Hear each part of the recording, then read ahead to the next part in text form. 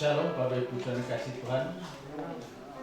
Ya, mari kita siapkan hati kita untuk kita masuk dalam ibadah Bible Study pada sore hari ini.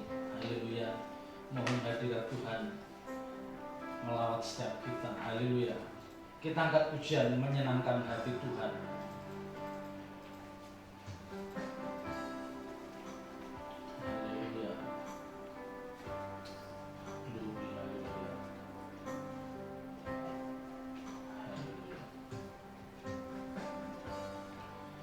Menyenangkan hati Tuhan lebih dari segalanya. Disingkatnya hidupku, kesempatan berharga karena anugerah-Mu.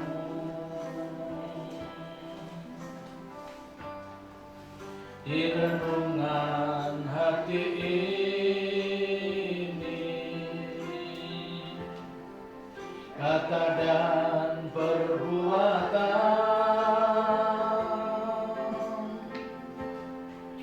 di semua rencanaku, semua cita-citaku, seturut kehendak-Mu. Menyenangkan hati Tuhan, menyenangkan hati Tuhan lebih dari segalanya. Disingkatnya hidupku, kesempatan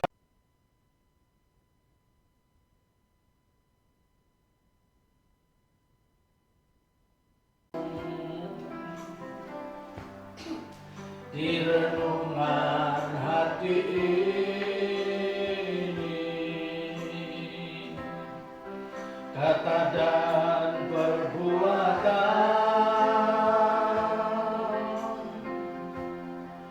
di semua rencanaku, semua cita-citaku, seturut kehendak-Mu.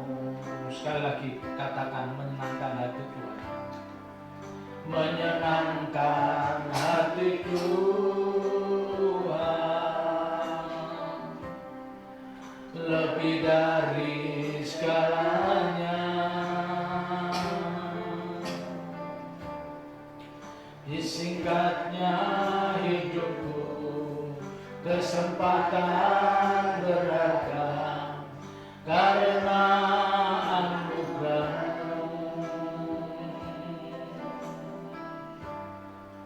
di renungan hati ini, kata dan perbuatan,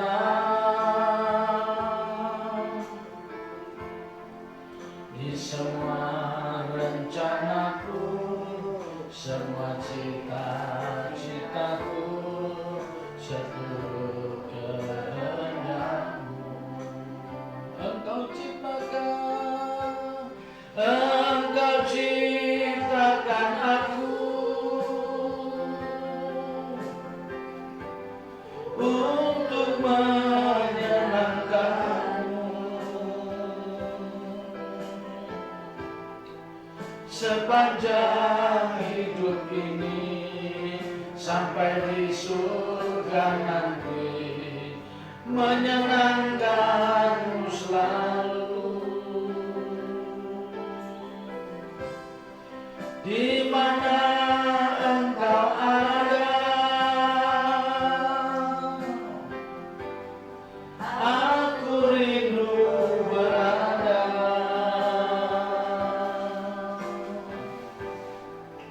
Engkau kesukaanku, batu karang perhentian.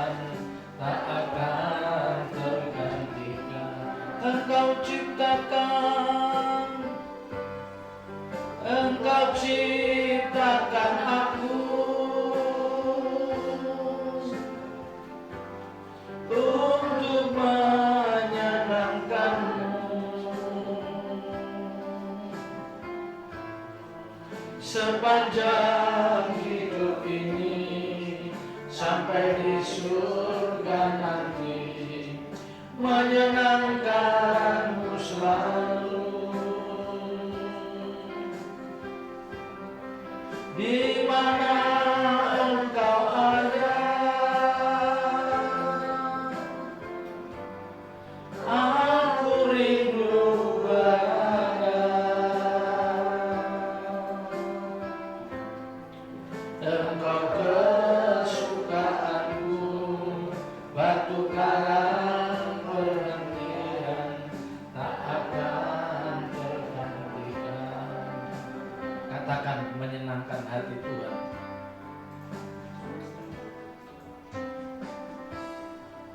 Menyenangkan hati Tuhan, segalanya. Disingkatnya hidupku, kesempatan berharga karena anugerah-Mu. Di renungan hati ini, kata dan perbuatan,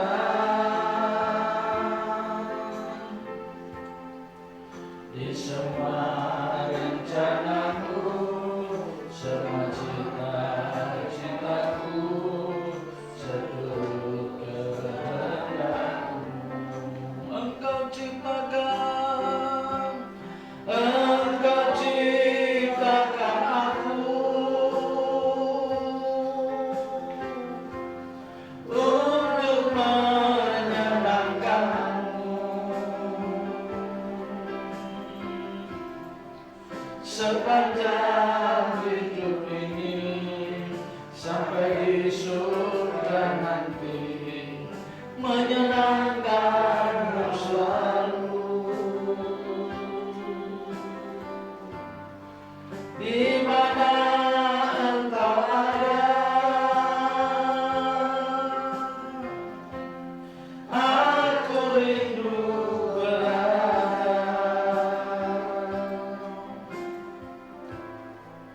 Engkau kesukaanku, batu karang perhentian, tak akan tergantikan. Engkau ciptakan, Engkau ciptakan aku untuk menyenangkan-Mu. Sepanjang hidup ini sampai di surga nanti, menyenangkan-Mu selalu. Di mana engkau ada, aku rindu berada. Engkau kesukaanku, batu karang perhentian, tak akan tergantikan. Engkau kesukaanku, Engkau kesukaanku, batu karang perhentian, tak akan tergantikan. Engkau kesukaanku, Engkau kesukaanku, batu karang perhentian, tak akan tergantikan. Haleluya,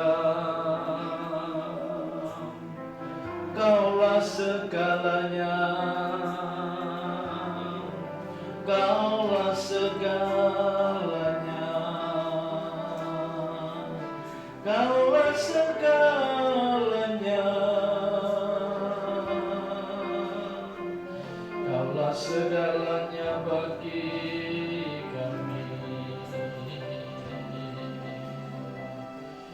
sembah bagimu, sembah bagimu, Raja Allah Israel, Elohim Yahweh, satu-satunya Allah yang benar, kami menyembahmu.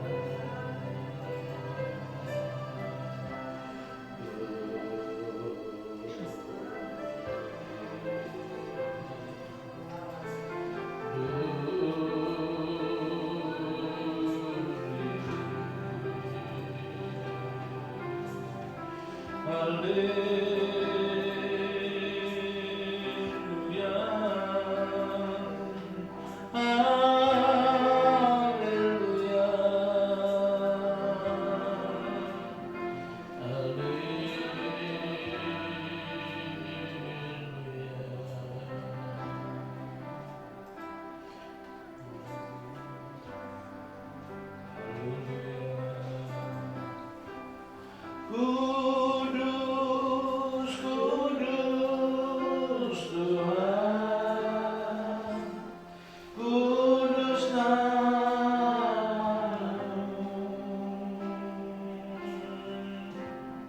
ku beri syukur dalam simponi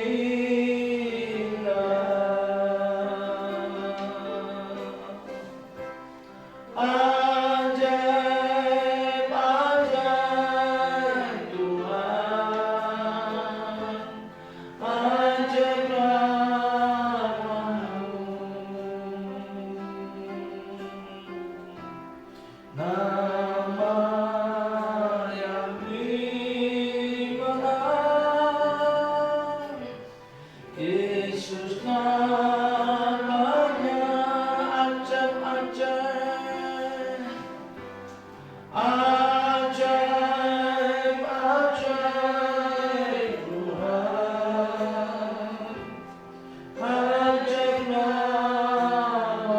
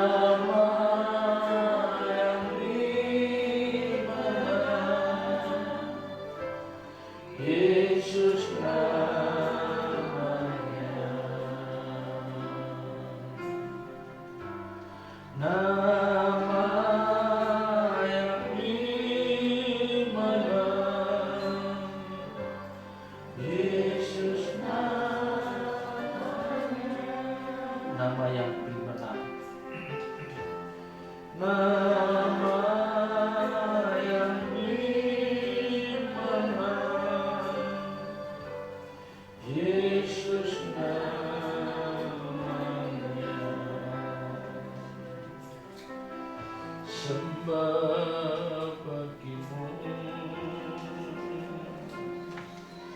Kami bersyukur, kami bersyukur.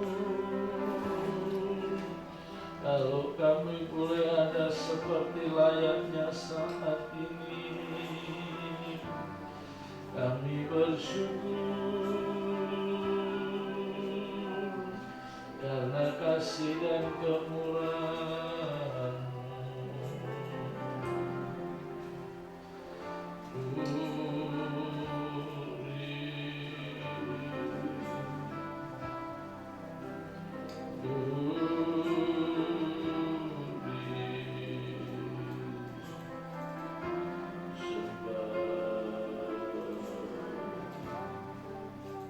Sembah bagimu.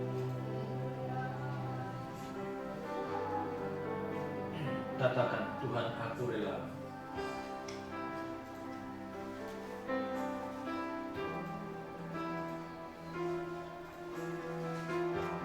Haleluya.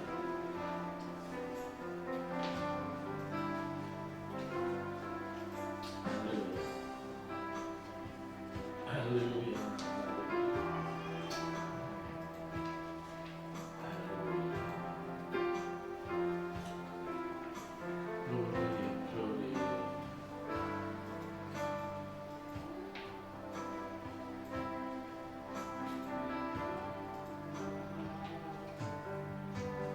Tuhan, aku rela mengosongkan bejana jiwaku ini dari segala keinginanku dan semua hasrat pribadiku. Tuhan, penuhi aku dengan gairah surgawi nan suci, agar apapun tak ku ingini lagi, hanya Engkau hartaku abadi. Tuhan, aku rela.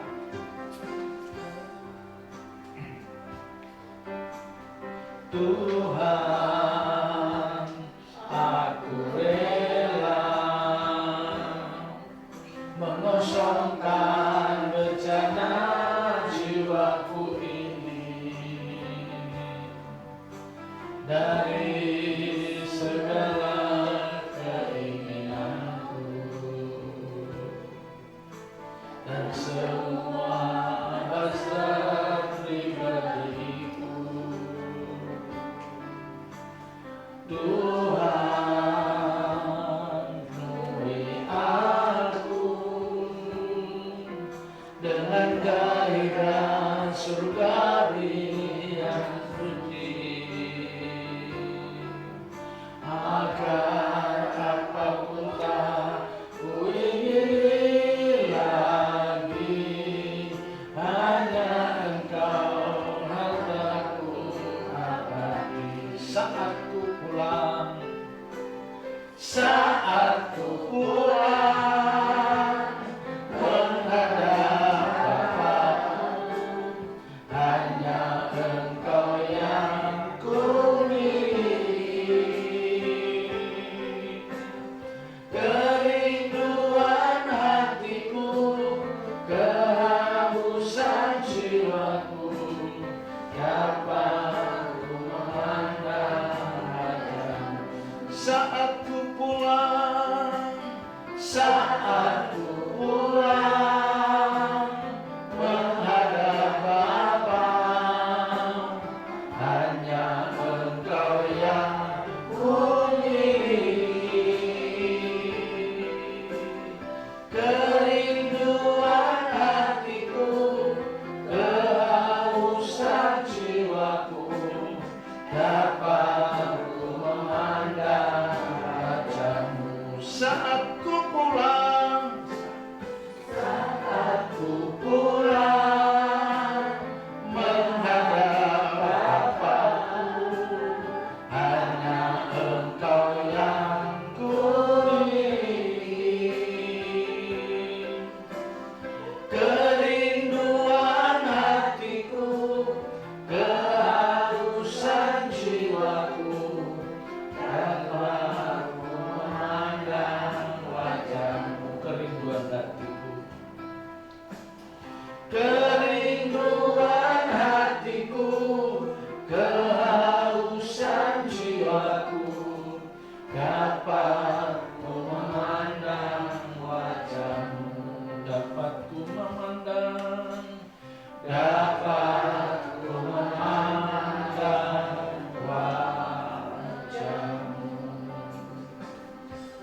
Mari kita satukan dalam doa untuk menyambut kebenaran firman Tuhan.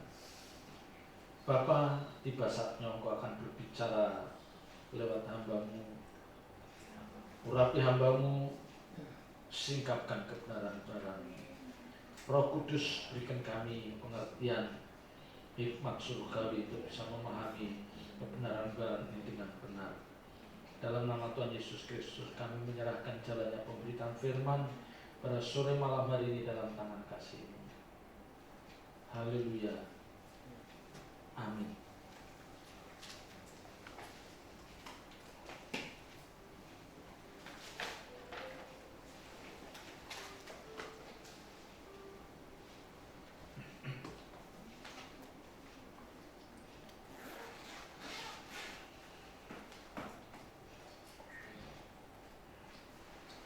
Bapak Ibu sudah dikasih Tuhan. Ketika Paulus mengatakan hidup adalah Kristus dan mati adalah keuntungan. Ya. Ketika Paulus mengatakan hal ini di dalam Filipi pasal 1. Ya. Coba kalau kita lihat di dalam Filipi pasal 1 ayat yang ke-21. Karena bagiku hidup adalah Kristus dan mati adalah keuntungan.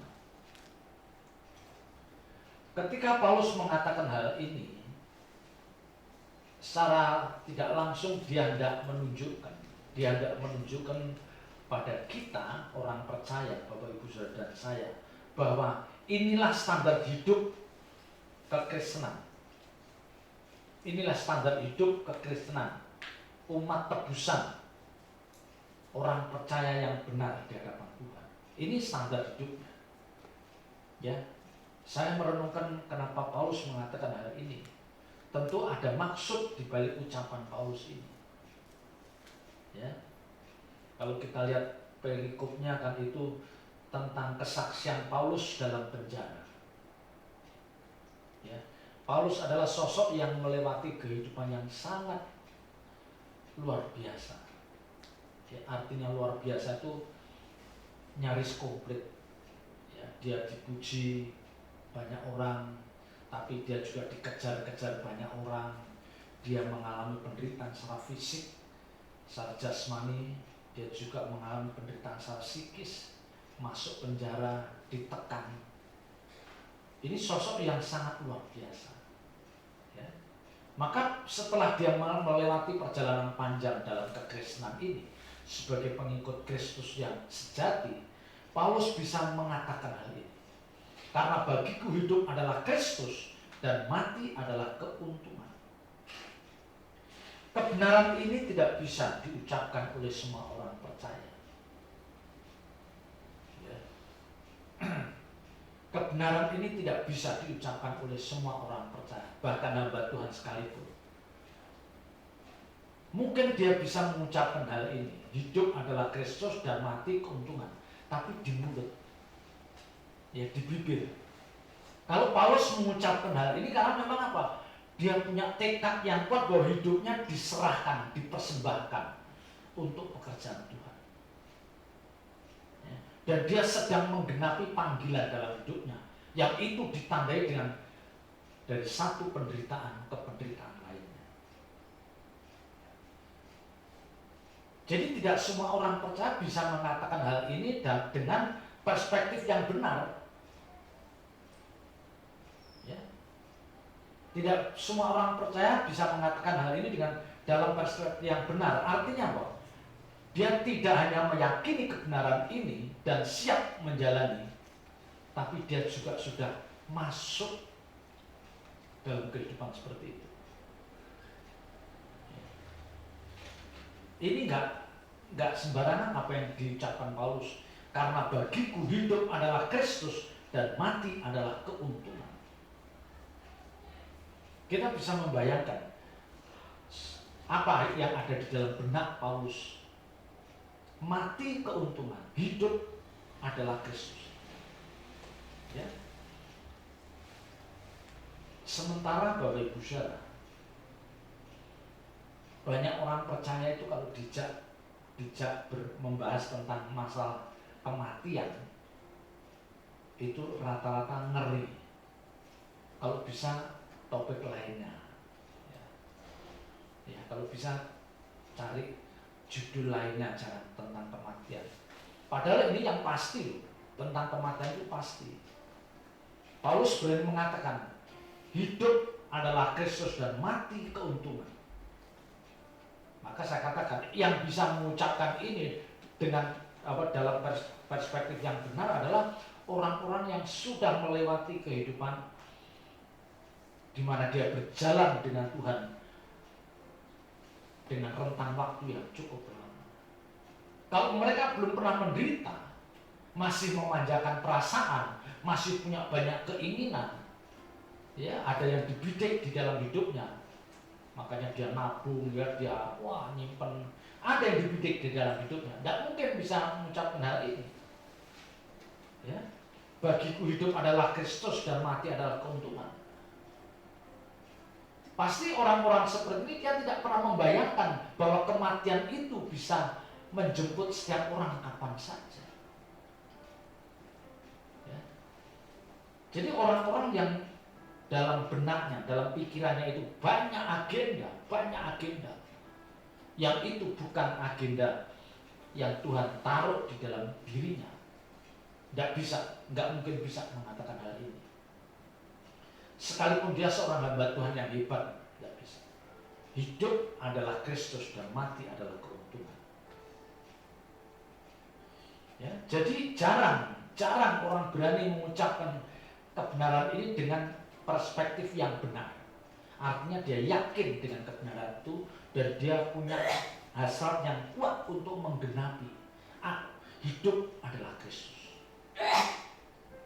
Nah, yang pertama Bapak Ibu Saudara, apa yang dimaksud dengan hidup adalah Kristus? Ya, yang pertama, arti dari hidup adalah Kristus itu jelas. Ya, kalau Paulus mengatakan bagiku hidup adalah Kristus, artinya dari satu sisi Paulus mau mengatakan bahwa hidup yang aku jalani ini aku persembahkan untuk kepentingan Tuhan Yesus. Ya. Hidup adalah Kristus, artinya apa? Hidup yang aku jalani ini aku persembahkan untuk kepentingan Tuhan, untuk kepentingan Kristus. Ya, jadi semua yang dilakukan Paulus itu untuk kemuliaan, untuk menyenangkan hati Tuhan. Maka Alkitab katakan di dalam 1 Korintus 10, Paulus juga menulis bahwa baik makan atau minum atau melakukan apa saja, biarlah itu untuk kemuliaan Tuhan. Ini yang dikatakan hidup adalah Kristus. Ya. Jadi kita harus gini Bapak Ibu, kita harus, karena hidup adalah Kristus, hidup adalah untuk kepentingan Tuhan Yesus, maka kita harus punya prinsip bahwa apa yang kita perjuangkan itu harus juga apa yang diperjuangkan Tuhan. Ya, sulit menerimanya. Jadi apa yang kita perjuangkan, apa yang kita usahakan, itu juga yang diperjuangkan, yang diusahakan oleh Tuhan. Nah, ini baru orang punya konsep ini baru dikatakan, oh hidup adalah Kristus, benar. Karena apa yang dia perjuangkan, apa yang dia usahakan, itu sama seperti apa yang diperjuangkan Tuhan, apa yang diusahakan oleh Tuhan. Nah sekarang kita balik bertanya, lah misi kedatangan Tuhan itu apa? Misi kedatangan Tuhan ke dunia itu apa? Ya. Yohanes 3 ayat 16 jelas katakan, untuk menyelamatkan seluruh umat manusia. Untuk menyelamatkan seluruh umat manusia. Dan di dalam 2 Petrus pasal 3 ayat 9 Alkitab katakan bahwa Tuhan tidak menghendaki seorang pun binasa. Jadi saling mengait. Maka yang sering kali saya katakan, kita harus memiliki cara pandang seperti cara pandang Tuhan. Kita memperjuangkan apa yang diperjuangkan Tuhan. Ya. Kalau kehadiran Tuhan ke dunia ini untuk menyelamatkan umat manusia, tentu lewat proses. Ya, ini lewat proses panjang, dan ini yang seringkali tidak dipahami. Tuhan Yesus lahir, yang banyak orang mengatakan bahwa dia sebagai juru selamat umat manusia, itu benar. Ya, dia adalah sosok yang menghapus dosa dunia, itu benar. Menghapus dosa dunia, menebus orang berdosa, itu benar. Tapi kita jangan pasif. Jadi seolah-olah kedatangan Tuhan, ya, kelahiran Tuhan, kematian Tuhan, kebangkitan Tuhan itu otomatis membuat kita selamat. Itu yang salah. Itu yang salah. Kita harus merespon kedatangan Tuhan. Kita memperhatikan apa yang diajarkan Tuhan, apa yang dikerjakan Tuhan, dan kita juga harus tahu bagaimana respon kita terhadap korban Kristus di kayu salib. Ya, respon itu menentukan, karena keselamatan itu bukan saja karena kematian Tuhan, tetapi juga ditentukan oleh respon kita. Ya, respon kita. Apa yang dilakukan Tuhan selama di dunia ini kan dia mengajar dan mengajar. Nah, sesekali diselingi oleh dia melakukan mujizat, dia bernubuat. Tetapi inti kedatangan Tuhan itu mengajar. Tuhan tahu bahwa umatnya, orang-orang Israel saat itu, yang Alkitab katakan mereka adalah orang-orang berdosa, memiliki kodrat dosa. Ya, dia memiliki kodrat dosa. Nah, kehadiran Tuhan lewat ajaran-ajaran itu dan teladan hidupnya itu merubah kodrat dosa itu menjadi kodrat ilahi. Ya, jadi kodrat kita, kodrat dosa itu harus dirubah menjadi kodrat ilahi. Nah, itu yang dikerjakan Tuhan, itu yang diperjuangkan Tuhan. Bagaimana dia melihat orang-orang ini supaya dirubah cara berpikirnya. Nah, Bapak Ibu Saudara dan saya, karena tadi di depan saya katakan bahwa hidupku adalah, ya, karena bagiku hidup adalah Kristus, ya, jadi hidup untuk kepentingan Tuhan, untuk menyenangkan Tuhan, maka apa yang kita perjuangkan harus seperti apa yang diperjuangkan Tuhan. Jadi kalau kita melihat orang itu nggak benar, harus ada di dalam diri kita, itu harus dirubah. Orang itu harus dirubah karakternya. Nah, yang menjadi PR berat kita adalah sebelum kita merubah orang, kita harus merubah diri kita.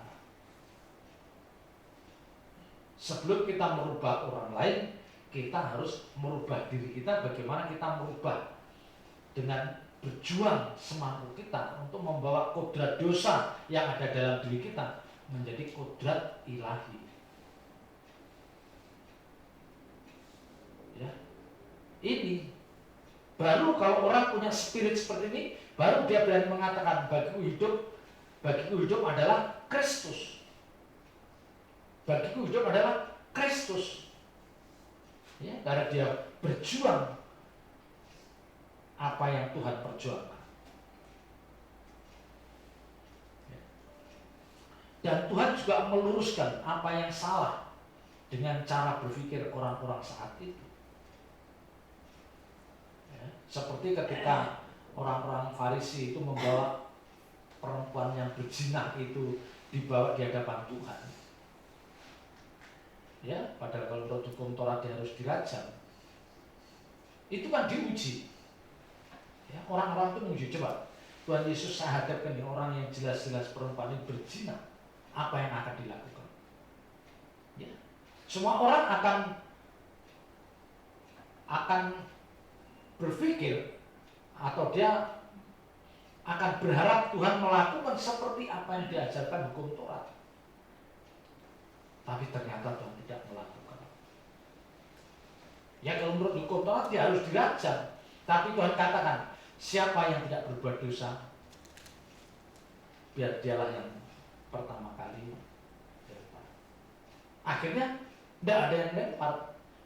Tuhan Yesus bisa menyelamatkan perempuan yang berzina ini. Dan tentu itu dikenang oleh banyak orang.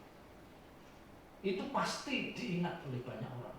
Baik para perempuan yang berbuat dosa seperti perempuan berzina itu, atau juga ahli Taurat orang Farisi. Loh, ternyata begini. Ya. Jadi Tuhan tidak mengikuti Taurat. Ya. Akhirnya semua tidak ada yang melempar batu wanita itu. Tuhan pun tidak melempar. Ya. Akhirnya Tuhan mengatakan, bertobatlah, berhentilah berbuat dosa.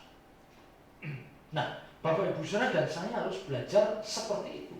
Kalau ada orang yang berjalan dalam kegelapan, artinya dia sering hidup dalam kegelapan, berkali-kali hidupnya salah, dan ini membahayakan jiwanya. Ya, mari kita bertindak seperti Tuhan bertindak. Kita tidak boleh menghakimi, ya, dan kita harus memberikan dia satu pemahaman yang benar tentang arti hidup yang sesungguhnya. Kita harus dengan sabar menanti pertobatan dari orang-orang seperti ini. Ya, kalau Bapak bisa perhatikan surat 2 Petrus 3 ayat 9 itu kan, bukan Tuhan lalai menepati janjinya, tapi memang dia sabar untuk menanti orang-orang bertobat. Saya pernah merenungkan ketika orang bersalah terhadap saya, ya, orang itu bersalah, wah, namanya suruh sabar itu sulit. Terus saya ingat, saya baru bisa merasakan betapa sabarnya Tuhan, ya, betapa sabarnya Tuhan. Kalau kita jujur, kita ini orang yang sulit untuk sabar.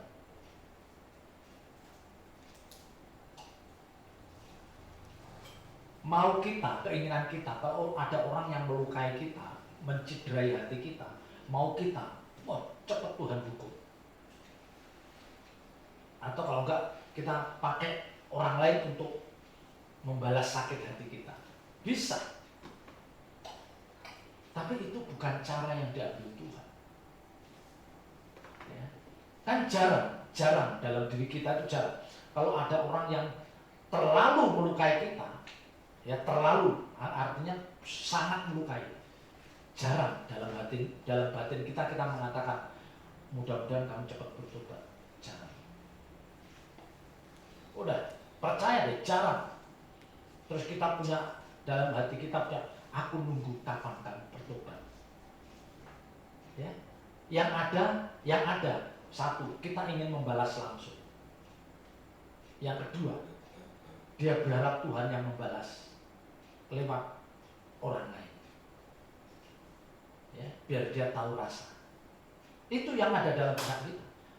Jarang kita ketika kita dilukai, disakiti, dikhianati, dirugikan secara materi, secara besar, jarang kita dalam pikiran kita, mudah-mudahan kamu bertobat. Punya pikiran seperti Tuhan yang menanti supaya banyak orang itu berbalik dan bertobat, yang akhirnya mereka tidak binasa. Jarang.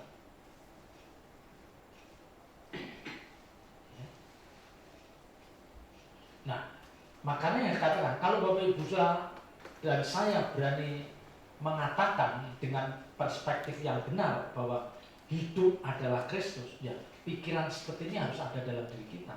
Apa yang diperjuangkan Tuhan, itu juga yang kita perjuangkan. Bagaimana sikap hati Tuhan, itu juga sikap hati kita. Ya, misalnya ketika kita dirugikan, kita diperlakukan dengan sangat tidak adil dan kita sakit hati. Pernah nggak kita berpikir, kalau Tuhan Yesus hidup dan dilukai seperti aku dilukai, kira-kira apa yang dilakukan Tuhan? Ya. Jadi kalau Tuhan Yesus hidup ada, terus dia diperlakukan orang seperti aku diperlukai saat dilukai orang saat ini, kira-kira apa yang dilakukan Tuhan? Pasti kita nggak mungkin, wah Tuhan akan balas, nggak mungkin. Nggak mungkin. Pasti nggak. Tuhan pasti ingatkan. Tuhan pasti ingatkan dengan perkataan sekali dua kali. Nah, dan Tuhan pasti mendoakan. Karena Alkitab juga mengajarkan kita disuruh memberkati, mendoakan musuh-musuh kita. Ya. Karena pada intinya Tuhan itu menanti orang-orang seperti itu untuk berbalik dan bertobat. Nah ini yang beda dengan kita. Ini yang beda dengan kebanyakan orang percaya.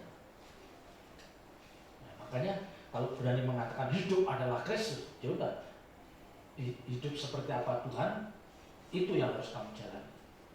Nah, arti yang kedua, hidup adalah Kristus. Arti yang kedua adalah bahwa kita mau memiliki warna hidup seperti warna hidup Tuhan. Ya, kita mau hidup seperti hidup Tuhan. Kalau Bapak Ibu saudara perhatikan, hidup Tuhan itu kan dia hampir atau memang tidak ada agenda. Ya, Tuhan itu tidak punya agenda di dalam hidupnya kecuali melakukan kehendak Dia yang mengutus aku dan menyelesaikan. Tidak punya agenda Tuhan dalam hidup Tuhan.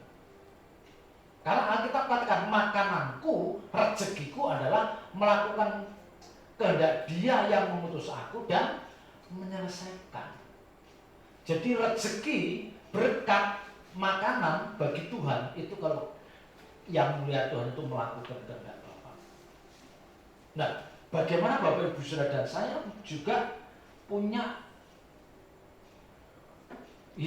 warna hidup seperti ini. Kita nggak punya agenda kecuali mengerti kehendak Tuhan dan menyelesaikan. Nah ini Bapak Ibu Saudara, ini yang paling sulit. Ya, saya pun mengakui belum lulus, masih jauh. Tidak punya agenda kecuali melakukan kehendak Dia yang mengutus aku dan menyelesaikan. Itu agenda hidup Tuhan Yesus. Dan itu juga yang mestinya ada di dalam diri setiap orang percaya. Sehingga dia berani mengatakan, karena bagiku hidup adalah Kristus. Bagiku hidup seperti Tuhan Yesus. Aku mau mengenakan hidup Tuhan, mengenakan hidup Tuhan Yesus di dalam hidupku. Ya, maka di sini kalau kita sudah memahami hal ini, mari kita introspeksi. Mari kita introspeksi. Apakah hidup yang kita jalani ini untuk kepentingan Tuhan? Ya, dengan spirit untuk kepentingan Tuhan atau untuk menuruti keinginan daging kita? Ini yang harus menjadi renungan. Ya, saya mengatakan hal ini karena Bapak Ibu Saudara, ke depan kita akan ketemu banyak orang yang menyusahkan kita. Ya.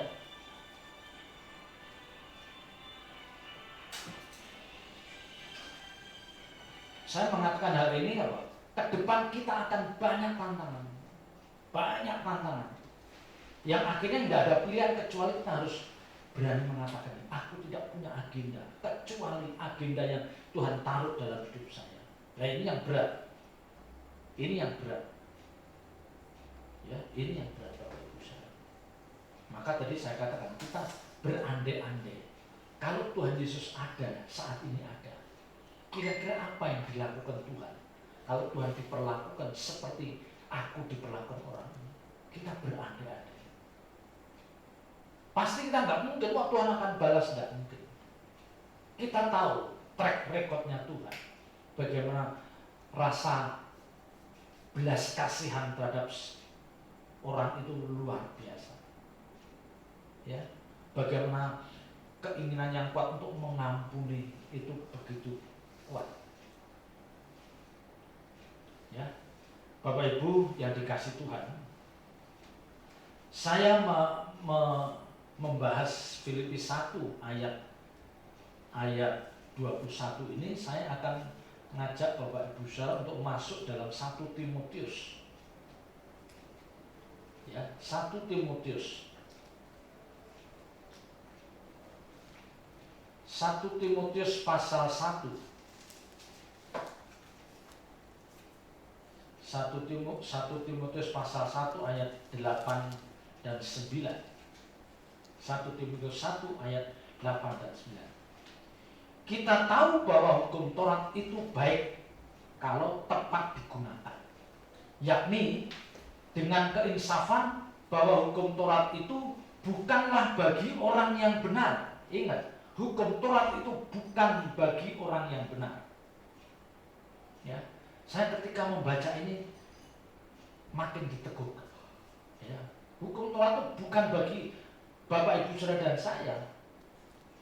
Ya, yakni dengan keinsafan bahwa hukum Taurat itu bukanlah bagi orang yang benar, melainkan bagi orang durhaka, orang lalim, bagi orang fasik dan orang berdosa, bagi orang duniawi dan yang tak beragama, bagi pembunuh bapa dan pembunuh ibu, bagi pembunuh pada umumnya. Ya.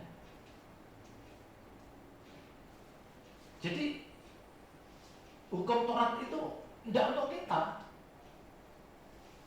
Ya, makanya kalau masih ada orang yang berkutat tentang hukum Taurat, heran. Ini jelas. Ya. Hukum Taurat itu diperuntukkan bagi orang-orang yang kalau boleh ngomong kasar, yang tidak beradab. Masih nyurilah, jinahlah, maboklah, membunuh, merampok. Nah, kita kan bukan orang itu. Ya. Jadi hukum Taurat itu bukan enggak. Ya. Lah, kita balik bertanya, loh, Pak, kenyataannya kan banyak orang Kristen tapi masih mabok, mencuri, berzina. Ya sudah, itu tidak bisa dikatakan sebagai orang percaya. Mungkin dia beragama Kristen, tapi dia bukan pengikut Kristus.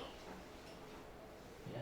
Kalau dia pengikut Kristus, yang dikatakan orang percaya yang sudah dibenarkan, tidak mungkin dia melakukan itu. Masih mau mencuri, mau korupsi, tidak. Ya. Maka di depan saya katakan, ini standar yang benar yang dikatakan Paulus Filipi 1 ayat 20. Karena bagiku hidup adalah Kristus. Hidup adalah Kristus, mati keuntungan. Itu standar hidup orang percaya yang benar. Ya. Ya. Jadi saya mau membawa Bapak Ibu saudara untuk memahami 1 Timotius 1. Jadi nanti kita sudah nggak ngomong lagi tentang hukum Taurat.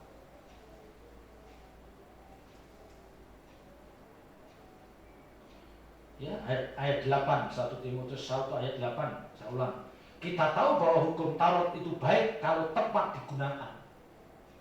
Ya, itu diperuntukkan oleh orang-orang yang belum dibenarkan.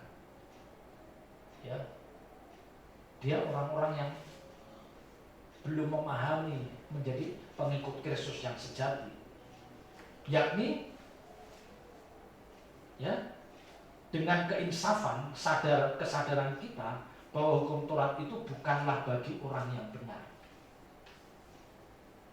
Bapak Ibu Saudara dan saya itu termasuk orang yang sudah dibenarkan, sekalipun belum benar-benar benar. Ya, kita dibenarkan, Alkitab bilang kita dibenarkan. Tetapi ketika kita dibenarkan karena korban Kristus di kayu salib, kita harus merespon, kita memahami arti penebusan. Jangan kita dibenarkan terus kita nggak ada usaha apa-apa. Oh enggak. Perjuangan yang berat itu justru ketika kita berjuang bagaimana kita taat, submit, total submit atas kebenaran.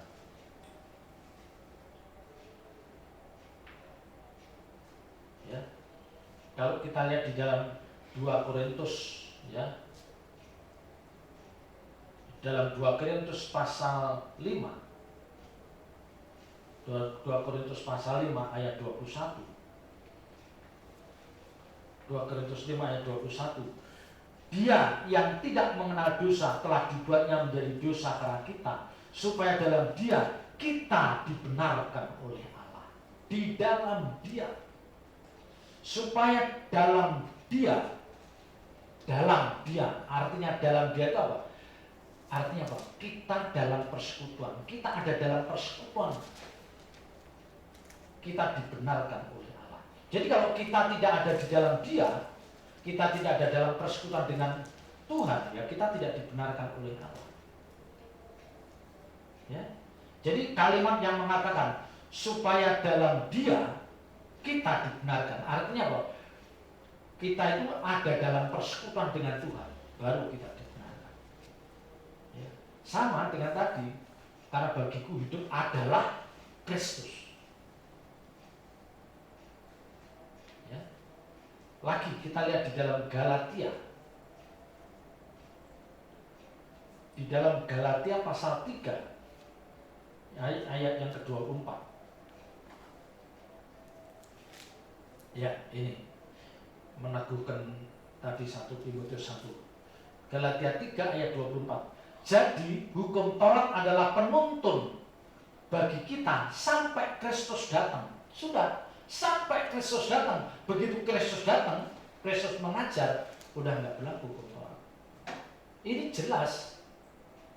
Ya, saya ngomong begini karena banyak orang masih berkutat hukum Taurat. Ya. Jadi hukum Taurat adalah penuntun bagi kita sampai Kristus datang supaya kita dibenarkan karena iman. Ya. Jadi ketika Tuhan datang, hukum Taurat sudah mulai tidak ini. Lah kita itu dikatakan apa? Supaya kita dibenarkan karena iman. Iman di sini adalah penurutan akan kehendak Tuhan. Ya. Jadi akhirnya kekristenan itu bukan dipagari oleh hukum-hukum. Ini boleh, ini enggak, ini najis, ini enggak, ini halal, ini haram. Udah enggak begitu lagi. Kekristenan udah bukan haram atau halal. Kekristenan menitik beratkan pada apakah ini menyenangkan hati Tuhan, apakah ini tidak disukai Tuhan. Udah gitu. Ya. Jadi ada yang bertanya mungkin, oh jadi kayak gray area abu-abu. Oh enggak abu. Kalau kita dekat dengan Tuhan, pasti kita tahu mana yang dikehendaki Tuhan dan mana yang bukan. Ya. Jadi akhirnya kekristenan itu mengerucut. Apakah ini menyenangkan Tuhan? Apakah ini berkenan di hadapan Tuhan atau tidak? Udah gitu saja. Ya. Maka Paulus mengatakan, bagiku hidup adalah. Artinya apa? Aku hidup mau memperagakan hidup seperti Tuhan Yesus hidup. Aku mau memiliki peragaan hidup seperti peragaan Tuhan Yesus hidup. Paulus udah gak bicara hukum Taurat lagi. Bagaimana dia terus ada dalam persekutuan dengan Tuhan. Ya, ini Bapak Ibu Saudara yang akhirnya menjadi sulit bagi kita. Ya sepertinya abstrak. Loh kalau gitu kayaknya abstrak dong. Oh enggak. Bagi orang yang terlalu cuek dengan kebenaran, orang yang merasa tidak perlu Tuhan, sepertinya abstrak ini. Ya, sepertinya abstrak. Nggak jelas. Tapi bagi orang yang mengerti kebenaran, dia tahu pasti. Orang yang rajin baca Alkitab, yang terus dia rajin doa, dia duduk di kaki Tuhan, pasti ngerti. Ya, maka seringkali saya katakan pada orang-orang dekat saya, anak saya, sahabat saya, kita itu kadang-kadang nggak perlu bicara masalah benar atau salah. Kita udah nggak bicara tentang benar atau salah. Kita tanya, Tuhan dilukai nggak dengan apa yang kita lakukan? Ya, kita benar, tapi kalau kita dengan kita di posisi yang benar, terus kita seenaknya mengucapkan kata-kata, seenaknya kita memperlakukan orang yang bersalah pada kita seenaknya, kita jadi orang yang nggak benar di hadapan Tuhan. Secara hukum dunia kita benar, tapi dari hukum kekristenan kamu benar secara hukum dia, tapi kamu tidak pantas. Tidak pantas. Apa yang kamu lakukan itu melukai hati Tuhan. Yang sering saya katakan, anak muda, orang muda kalau terhadap orang yang lebih tua, apalagi kalau itu orang tua, mertua, apapun, dia orang muda yang merasa benar, terus dia seenaknya saja mengucapkan kata-kata, ya, karena merasa benar, salah itu. Ya, salah itu. Ingat, kita jangan bicara tentang benar salah, tapi apakah ini menyakitkan, melukai hati Tuhan? Apakah ini menimbulkan sakit hati orang lain? Itu harus kita pertimbangkan. Ya. Makanya Bapak Ibu Saudara, dengan begini Bapak Ibu Saudara bersahabat dengan orang itu mudah. Ya. Saya dapat pencerahan gini. Kadang-kadang kita itu kan nuntut. Kadang-kadang kita nuntut bahwa kamu jangan jahat dong, gitu kan. Kamu jangan jahatin saya dong. Kamu jangan merugikan saya dong. Hampir semua kita menuntut dong. Berharaplah, bukan menuntut, tapi berharap supaya tidak ada orang lain yang menjahati kita. Tapi coba Bapak Ibu renungkan. Coba kita. Di dalam Yohanes mengatakan, kamu bukan berasal dari dunia ini. Ya. Jadi orang-orang dunia pasti membenci kamu. Coba ayat ini dipegang aja, kita jadi merdeka. Jadi ketika ada orang nyakitin kita, oh iya ya, dia nggak ngerti kebenaran, dia bukan orang percaya. Akhirnya kita menganggap udah biasa disakitin orang itu biasa, dibenci orang biasa. Memang Alkitab mengatakan, karena kamu berasal dari atas, kamu dilahirkan dari Allah, dunia membenci kamu. Ya. Jadi dengan memahami hal ini, saya juga nggak heran kalau di kantor ketemu orang yang tidak begitu kenal dengan saya, tapi dia menunjukkan sikap tidak simpatik atau sedikit nggak suka. Saya jadi nggak heran. Memang dia dari dunia kok. Paham? Jadi dengan memahami hal ini, Bapak Ibu Saudara ada di tengah-tengah dunia. Ada orang nyakitin, orang pokoknya membuat gak nyaman. Kita santai. Satu jawabannya, memang dia dari dunia, aku bukan dari dunia. Ya, memang Alkitab katakan orang-orang dunia akan membenci aku. Jadi kita nggak usah kebakaran jenggot, telinga kita panas, nggak perlu. Ya, tadi saya juga iya ya. Ya, jadi kalau di kantor itu ada orang yang nggak suka sama kita, padahal mereka nggak suka itu nggak ada alasannya, nggak suka pada kita, nggak ada alasannya, nggak ada alasannya. Itu menggenapi firman. Karena mereka orang-orang dunia dan kita dari atas, kita dilahirkan dari benih ilahi dan dia tidak mengerti kebenaran. Nah, yang heran itu gini, kalau dia orang percaya, apalagi dia hamba Tuhan, dia pendeta, nah itu baru kita heran. Ya, itu kita baru heran. Dia kan ngerti firman. Dia kan pendeta. Dia kan aktivis. Kok melukai? Nah, itu baru kita heran. Ini ada yang salah ini. Ya. Tapi kalau dia bukan orang percaya, kita santai saja. Memang kamu orang dunia, menggenapi apa yang dikatakan Alkitab saya. Ya. Jadi Bapak Ibu juga harus mengukur dirinya. Jangan kita melukai orang lain, jangan kita membuat orang lain tidak nyaman. Apalagi sesama orang percaya. Karena nanti kalau kita membuat orang lain tidak nyaman, kita melukai orang lain juga akan menilai, ini Kristen kok gini ya, macam mana kok gini Kristennya. Ngerti? Ya? Jadi akhirnya hidup kita kayak dipagari, tidak boleh lihat. Maka dikatakan, bagiku hidup adalah Kristus, Spirit Kristus ada di dalam diri kita. Makanya tadi 1 Timotius 1 ayat 89, hukum Taurat tidak berlaku. Itu bukan standar hidup kita, bukan itu. Ya, kita adalah orang-orang yang dibenarkan. Ya, tetapi memang kita belum benar-benar benar. Kita sedang berjuang untuk menggenapi panggilan kita. Memang kita benar-benar orang yang benar. Ini perjuangan, Bapak Ibu saudara. Ini perjuangan. Ya. Ya. Akhirnya Bapak Ibu saudara, akhirnya orang yang sudah kayak Paulus gitu, bagi hidup adalah Kristus, dia bilang bahwa mati adalah keuntungan. Udah nggak sulit mengatakan mati adalah keuntungan. Karena warna jiwanya itu sudah seperti Kristus. Jadi mati itu udah untung. Artinya apa? Ketika dia mati, dia bilang, aku mau ketemu Tuhan. Ya kan? Aku mau ketemu orang yang aku cintai. Loh, kalau logikanya kan gitu. Kalau kita memang orang percaya yang benar, kalau kita dipanggil Tuhan, kan yang kita temui siapa? Tuhan Yesus kan, bukan yang lain kan? Mestinya kita mengatakan beruntung, mati adalah keberuntungan. Aku cepat-cepat dipertemukan dengan orang yang aku cintai. Ya.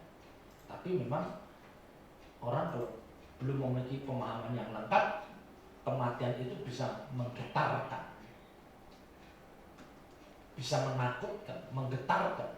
Karena dia nggak jelas, aduh nanti roh saya kemana, dia nggak jelas. Tapi kalau orang udah model kayak Paulus ini, udah tahu bahwa dia tahu kemana rohnya akan pergi, dan dia sudah membayangkan bahwa malaikat Tuhan akan menjemput. Ya, jadi Bapak Ibu saudara, dengan kebenaran ini memang agak berat, tapi tidak ada pilihan. Saya harus menyampaikan hal ini karena saya tidak boleh mendegradasi kekristenan. Saya tidak boleh menyampaikan sesuatu yang membuat kekristenan itu jadi murahan. Tidak boleh. Ya, tidak boleh pembicara menyampaikan sesuatu kebenaran firman Tuhan yang mengesankan bahwa kekristenan itu murahan. Waduh, tidak boleh. Tidak boleh. Karena kekristenan itu agung, kekristenan itu mulia. Memang harganya mahal, tapi harus kita sampaikan. Ya, daripada nanti di kekekalan kita disalahkan. Itu kata pendeta itu masuk surga gampang. Asal bawa persembahan masuk surga. Mana ada begitu? Ya. Ya, jadi kita Bapak Ibu saya juga begitu. Jangan mendegradasi arti kekristenan. Tunjukkan harga kekristenan yang benar. Ya seperti yang saya sampaikan pada malam hari ini. Hukum Taurat sudah tidak berlaku. Kita sudah kayak Paulus, bagiku hidup adalah Kristus, mati keuntungan. Itu standar hidup orang percaya yang benar. Sulit, tapi kita harus mengarah ke sana. Ya, Tuhan Yesus memberkati. Selamat berjuang. Haleluya.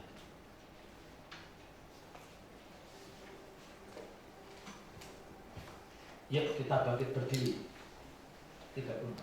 Terasa dimana hampa. Terasa.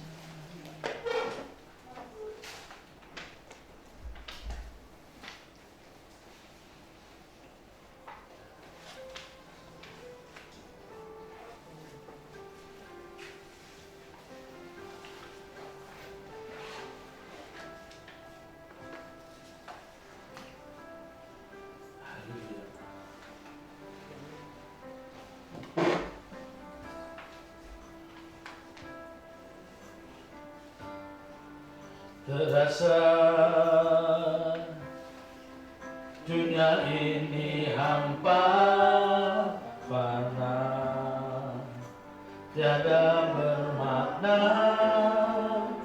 semua kelabu yang elok pun semu. Ya Bapa,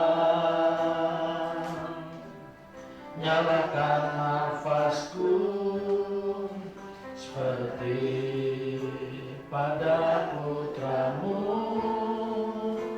torehkan kisah jejak anak Allah di hidupku.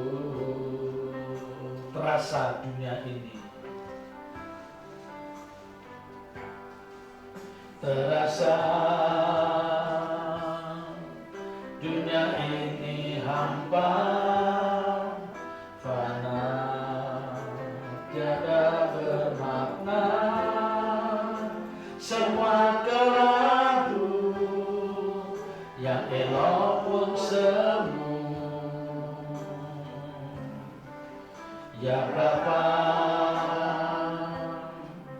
nyalakan nafasku seperti pada putramu, torehkan kisah jejak anak Allah di hidupku.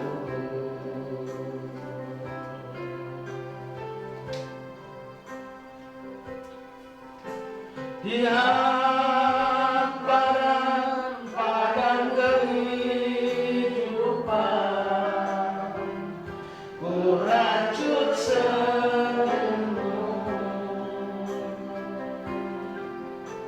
Perjalanan ini walau dan barang, mengukir permata, direngkumu rencana jiwaku, tembangkan rinduku. Di tepi kitabku ku gapai mendung, belakang langit biru. Di hamparan padang kehidupan, ku rajut senyummu. Perjalanan ini walau dapat mengukir permata, direngkumu rencana jiwaku, tembangkan rinduku.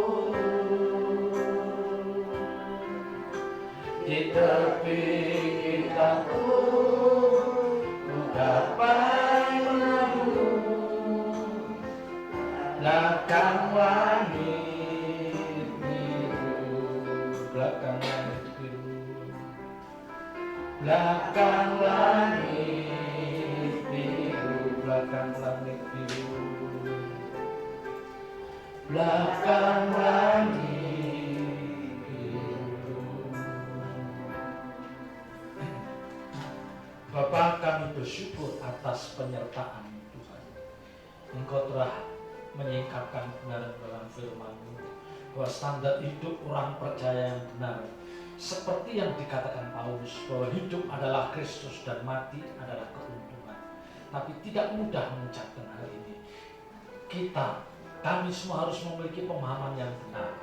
Hidup bagi Tuhan adalah hidup yang tidak punya agenda pribadi, tapi bagaimana kita terus tahu apa yang dikehendaki Tuhan dalam hidup kita. Dan ini perlu perjuangan. Terima kasih Tuhan, terima kasih. Meteraikan firman-Mu dalam setiap hati kami dan ajar kami melakukannya. Kami serahkan sidang jemaat GSKI Haletia Cimanggis dalam tangan kasih-Mu, juga saudara kami yang setia mengikuti ibadah streaming ini. Kiranya Engkau memberkati hidup mereka, hidup rumah tangganya, hidup anak-anaknya Tuhan. Engkau memberkati pekerjaannya, memberkati usahanya, memberkati Tuhan pelayanannya. Apa yang mereka kerjakan, biar semua ini untuk kemuliaan nama-Mu. Kami menyerahkan bangsa dan negara kami dalam tangan kasih-Mu. Pakai Bapak Presiden, Wakil Presiden, dan seluruh pejabat tinggi negara. Kiranya Tuhan, beliau-beliau ini bisa membawa bangsa ini keluar dari kesulitan saat ini dan memasuki normal baru yang lebih baik lagi. Terima kasih Tuhan. Terima kasih Bapak Ibu Saudara dikasih Tuhan, angkat kedua belah tangan saudara, terima berkat yang dari Allah Bapa. Dengan demikian Bapak Ibu Saudara dikasih Tuhan, terimalah nikmat berkat yang dari Allah Bapa, cinta kasih-Nya yang kekal dari Tuhan Yesus Kristus, dan dalam persekutuan kuasa Roh Kudus-Nya mulai malam hari ini sampai Maranatha, Tuhan menyertai perjalanan hidup Bapak Ibu Saudara dan saya. Dalam nama Tuhan Yesus Kristus kami berdoa dan ucap syukur, dan semua yang percaya katakan amin.